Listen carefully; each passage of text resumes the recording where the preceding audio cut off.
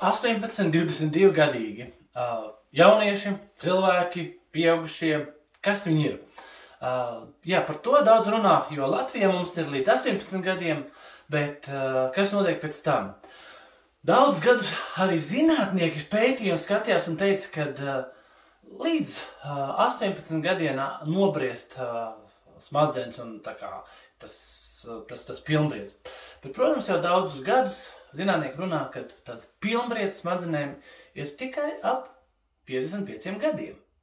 Nu, lūk, un pēdējā 10 gadē arvien vairāk zinātnieki runā par to, ka tieši 18 līdz 22 gadu vecumam visstraujāk attīstās vai pilnveidojās tieši frontālā vai piera.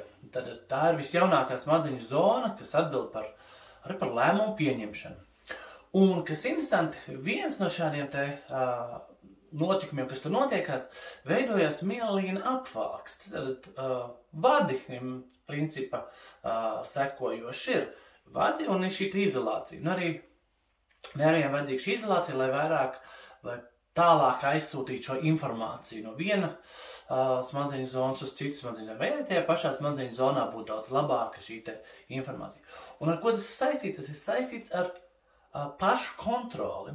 Un tāpēc, ja tu sevi atceries 18-22 gadu vecumā, tad tavu paškontroli viennozīmīgi bija daudz zemākā līmenī nekā 23 gadniekam vai 24 gadniekam.